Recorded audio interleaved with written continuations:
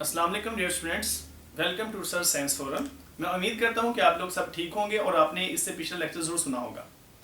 Dear students, जो पिछला lecture था वो लेक्चर नंबर 3 था, लेक्चर नंबर 3A, और आज का जो लेक्चर है वो लेक्चर नंबर 3B है। मैंने इसको दो हिस्सों में इस वजह से डिवाइड किया है क्योंकि दोनों ही लेक्चर्स ब्रांचेस पे, इनके डिसिप्लिन पे हैं। मैंने पिछले लेक्चर में भी कुछ डिसिप्लिन डिस्कस किए थे और आज भी आपके सामने बायोलॉजी के डिसिप्लिन ही डिस्कस करूंगा। आज के जो डिसिप्लिन हैं इनमें से जो ज्यादा हिस्सा है वो आपकी FSC पार्ट 1 की बुक में मेंशन है। तो ये आप कह सकते हैं कि आज का जो लेक्चर है वो डायरेक्टली आपके सिलेबस का हिस्सा है। तो आज हम अपना लेक्चर शुरू करते हैं बायोकेमिस्ट्री से। तो lecture number 3 branches of biology. तो स्टूडेंट्स, पहला जो आज का डिसिप्लिन है दैट इज बायोकेमिस्ट्री। तो स्टूडेंट्स याद रखिएगा, मैं जितने भी आपके सामने आज डिसिप्लिन डिस्कस करने जा रहा हूं वो सारे के सारे डेफिनेटली बायोलॉजी के ही हैं और ये लिविंग ऑर्गेनिज्म से रिलेट करेंगे।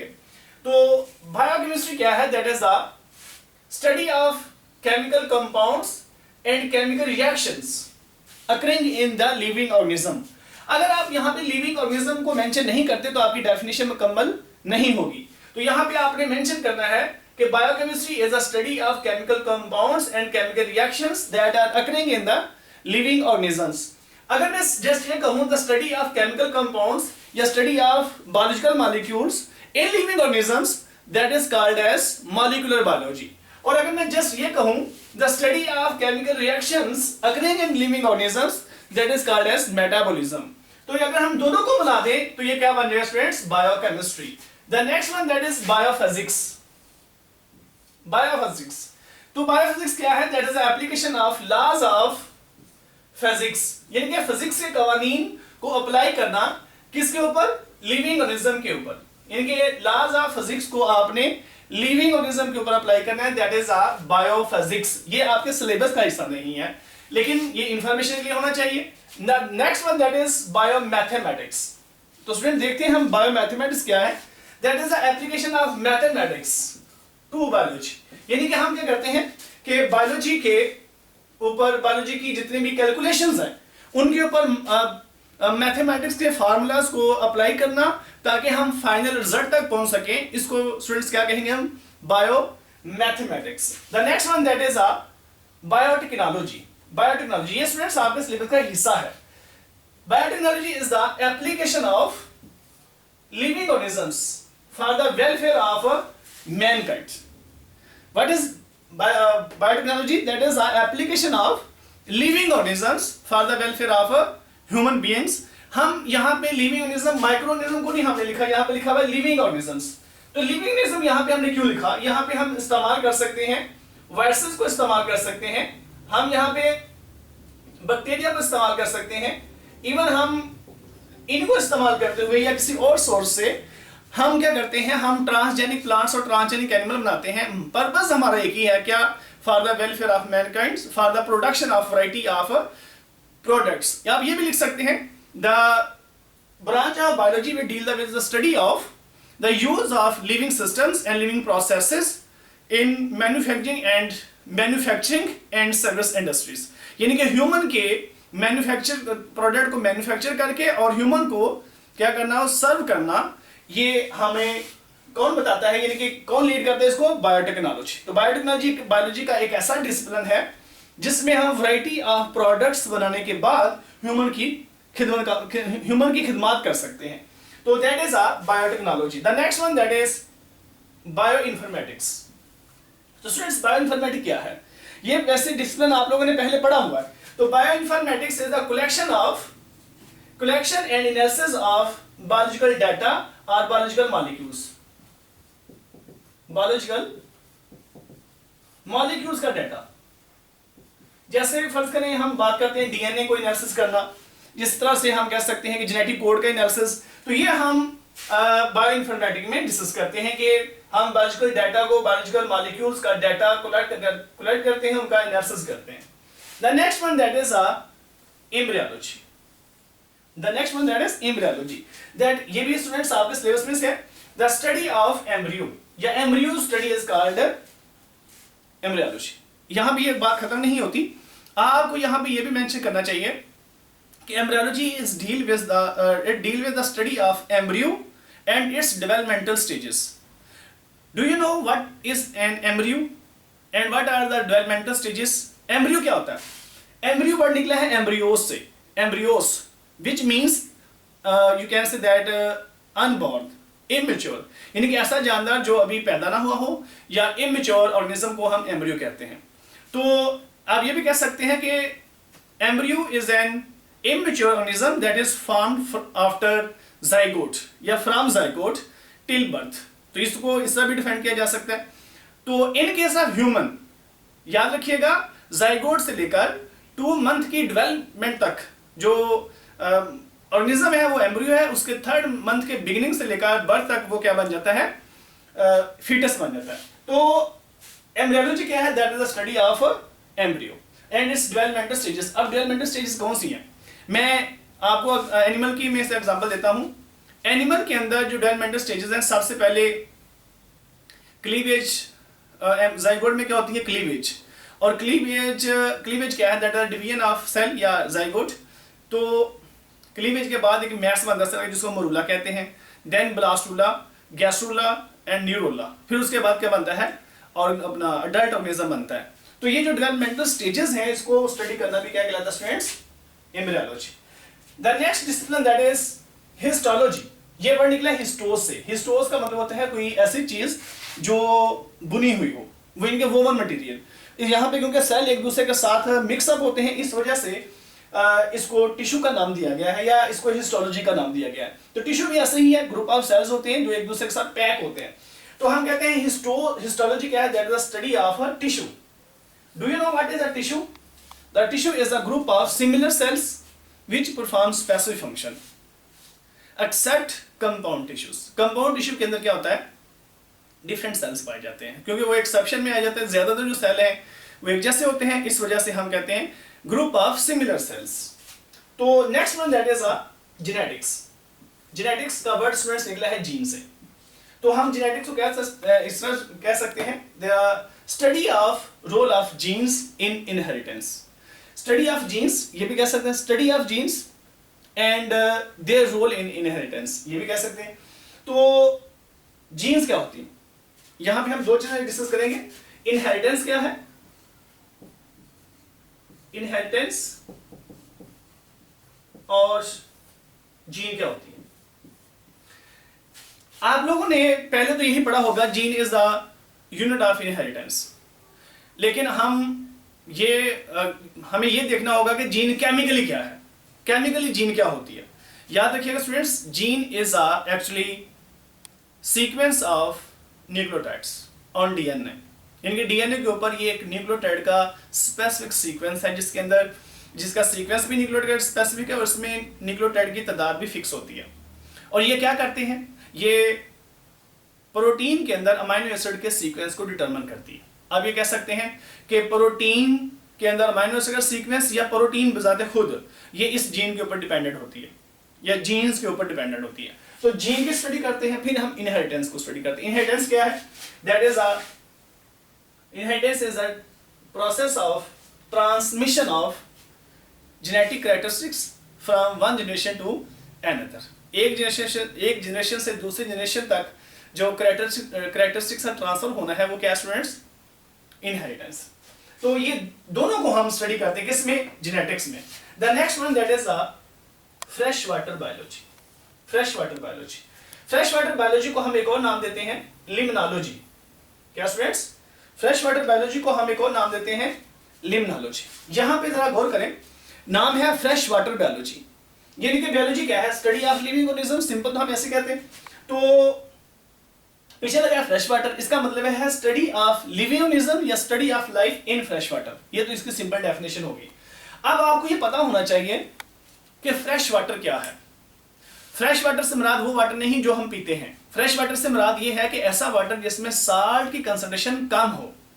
कितने साल्ट हो? नियरली अबाउट 1% या इससे कम। यानी कि ओवरऑल बाकी मिनरल की निस्बत जिसमें जो साल्ट है वो कितना हो? 1% या इससे कम हो तो क्या होगा? फ्रेश वाटर होगा नेचुरली तौर पर।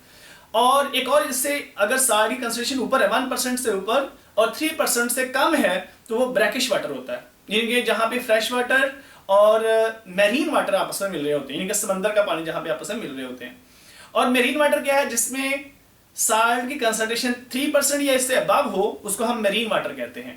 तो यहां पे हम क्या डिस्कस कर रहे हैं, फ्रेश वाटर बायोलॉजी। जैसे मैं इसके एग्जांपल दे सकता हूं, लेक्स हैं, पॉन्ड्स हैं, इस तरह से रिवर्स वगैरह, ये जितने भी हैं ये फ्रेश वाटर कहलाते हैं। क्यों? क्योंकि इनमें साल्ट कंसंट्रेशन कम है, लिहाजा इसमें जो लाइफ पाई जाएगी उसकी स्टडी को हम क्या कहेंगे, फ्रेश वाटर बायोलॉजी। मसलन फ्रेश वाटर में देखते हैं आप, स्नेक्स हैं, वहां पे फिशेस हैं, वहां पे प्लांट्स हो सकते हैं, किस तरह के प्लांट्स हैं, किस तरह के वहां पे एनिमल्स हैं, ये सारा कुछ डिस्कस करते हैं हम फ्रेश वाटर में। यही नहीं, हम इसके कुछ नॉन लिविंग फैक्टर भी, यानी कि फिजिकल और केमिकल फैक्टर भी स्टडी करते हैं, जिसको हम फिजिकल और केमिकल पैरामीटर भी कह सकते हैं। मसलन आप इसमें ये भी स्टडी करेंगे कि फ्रेश वाटर के अंदर उसकी डेप्थ कितनी है, उसकी विड्थ कितनी है, वो कितना चौड़ा है, कितना गहरा है। अब ये भी स्टडी करेंगे कि वाटर का कलर कैसा है, उसमें लाइट कितनी पेनिट्रेशन होती है, पेनिट्रेट करती है कितनी लाइट, उसमें टर्बिडिटी कितनी है, गदरापन कितना उसमें। तो ये सारा कुछ हम, ये फिजिकल इसके पैरामीटर्स हैं। हम इसमें केमिकल पैरामीटर भी देखते हैं कि उसमें साल्ट कितने हैं, हम ये स्टडी करते हैं उसमें कि उसमें एसिडिटी कितनी है, उसकी पीएच कितनी है, उसमें बेसिसिटी कितनी है, अल्कलिनिटी कितनी है, ये सारे उसके केमिकल फैक्टर्स हैं। तो हम केमिकल और फिजिकल फैक्टर भी इसमें स्टडी करते हैं। ये चीज मैंने डिटेल से इस वजह से बताई कि ऐसा ही एक और हमने टॉपिक डिसिप्लिन डिस्कस करना है, that is marine water biology. Marine water biology क्या है, डू यू नो? पहले तो आपको पता होना चाहिए कि मरीन वाटर क्या है।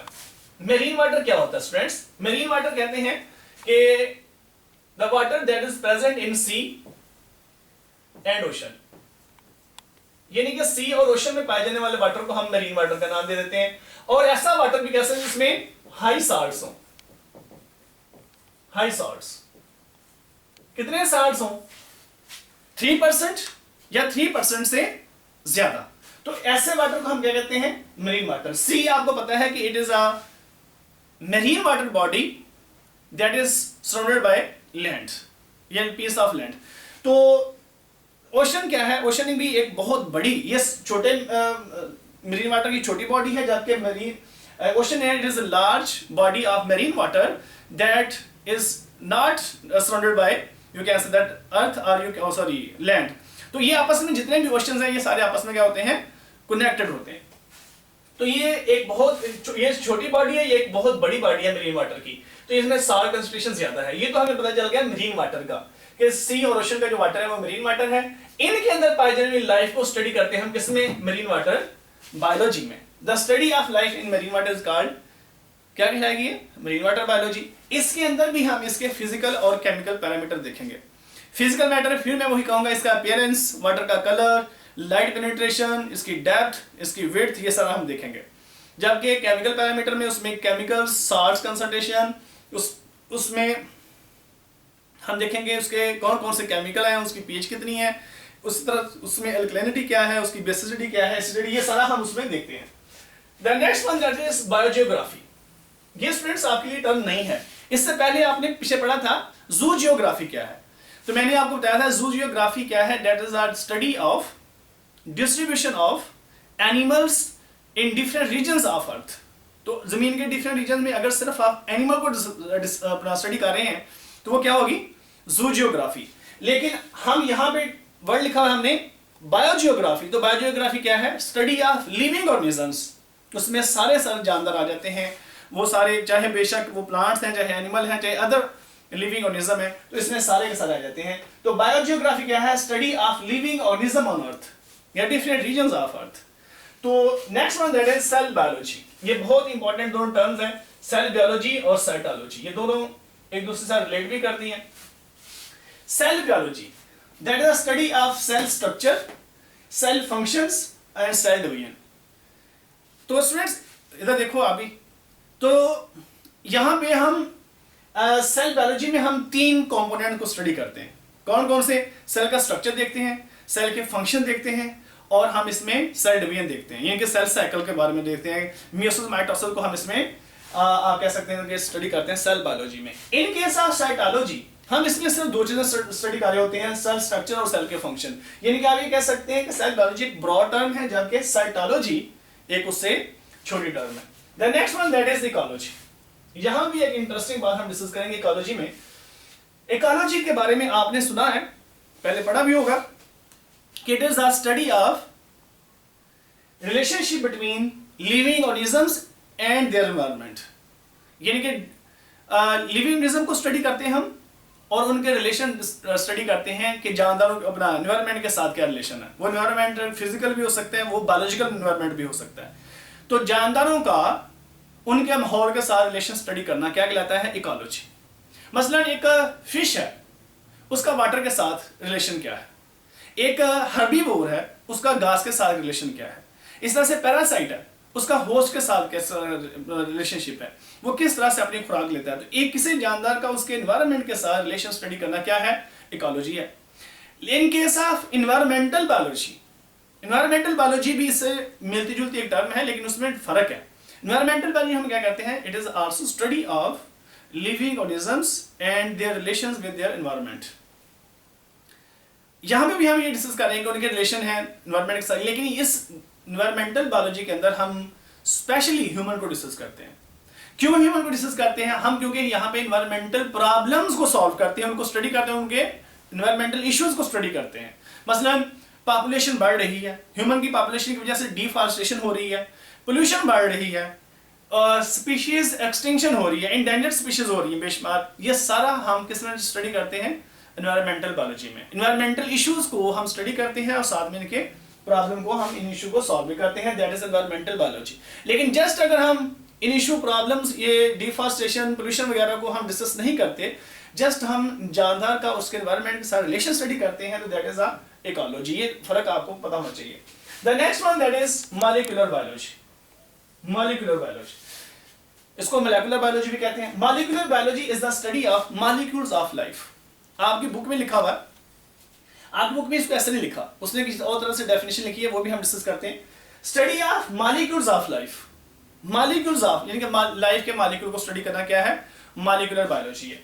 मॉलिक्यूल्स ऑफ लाइफ से क्या मुराद है? जैसे डीएनए को स्टडी कर रहे हैं हम, प्रोटीन को स्टडी कर रहे हैं हम, जैसे हम आरएनए को स्टडी कर रहे हैं। तो डीएनए, आरएनए, प्रोटीन्स वगैरह को स्टडी करना, ये मॉलिक्यूल्स हैं लाइफ के। इसके अलावा और भी जितने भी हैं उनको स्टडी करना क्या कहलाता है? Molecular biology.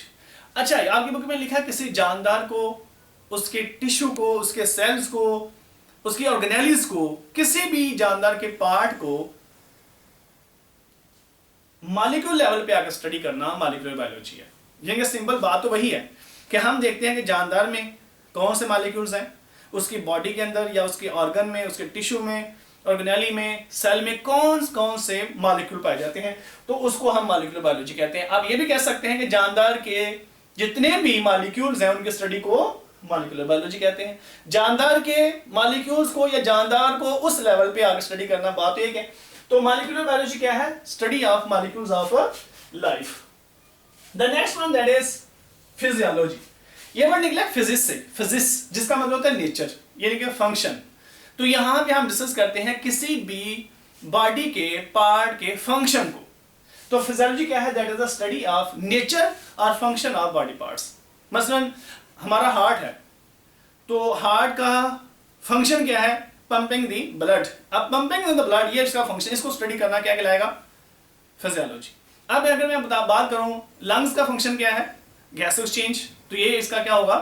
फंक्शन होगा। इस तरह से स्टोमेटा है, प्लांट के अंदर स्टोमेटा है, तो क्या उनका फंक्शन यही है? गैस एक्सचेंज है, ट्रांसपायरेशन है, तो ये क्या है? इसका फंक्शन है। लीफ का फंक्शन क्या है? फोटोसिंथेटिक ऑर्गन है। तो जितने भी इसके फंक्शंस होंगे वो क्या होगी? Physiology. The next one morphology. ये वर्ड निकला है मॉर्फ से। मॉर्फ मीन फॉर्म और स्ट्रक्चर, यानी कि हम इसमें किसी जानदार का स्ट्रक्चर डिस्कस करते हैं, किसी जानदार का हम स्ट्रक्चर स्टडी करते हैं। तो स्ट्रक्चर आपको पता है एक्सटर्नल भी हो सकते हैं, इंटरनल भी। अगर आप किसी जानदार का एक्सटर्नल स्ट्रक्चर स्टडी कर रहे हैं तो एक्सटर्नल मॉर्फोलॉजी, और अगर इंटरनल होगा तो डेफिनेटली वो क्या होगी? Internal morphology. तो जब हम किसी जानदार का इंटरनल स्ट्रक्चर स्टडी करते हैं तो उसको हमें काटना पड़ता है, तो इस वजह से इसका नाम एनाटॉमी भी है। एनाटॉमी, तो एनाटॉमी का मतलब क्या है? किसी चीज को काट के स्टडी करना। तो anatomy is the internal morphology. Students, आज की जो लास्ट ब्रांच है that is a social biology. That is the study of social behaviour. Social behaviour and communal life. Social behaviour से मुराद क्या है? किसी जानदार का एक जानदार का दूसरे जानदार के साथ behaviour within the same species, यानी कि एक स्पीशीज के साथ, एक स्पीशीज के अंदर पाए जाने वाले जितने जानदार उनका आपस में जो बिहेवियर, उसको क्या कहेंगे? Social behaviour. ये सिर्फ ह्यूमन तक लिमिटेड नहीं है सोशल बिहेवियर, तो बाकी स्पीशीज को भी हम इसमें ले सकते हैं सोशल बायोलॉजी में।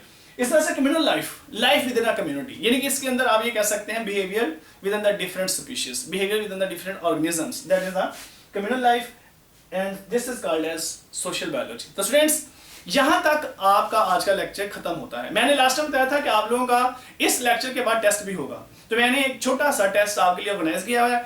आपने वो टेस्ट अटेम्प्ट करना है 10 मिनट के अंदर। जब भी लेक्चर सुने 10 मिनट में आपने वो लेक्चर अपना टेस्ट को अटेम्प्ट करना है, उसके मुझे आपने फीडबैक देना है। मैं आपको एक व्हाट्सएप नंबर लिख रहा हूँ, इस व्हाट्सएप नंबर पे आपने मुझे इसका फीडबैक भेजना है। ये स्टूडेंट्स, मैं आपको व्हाट्सएप नंबर लिख रहा हूँ यहाँ पे।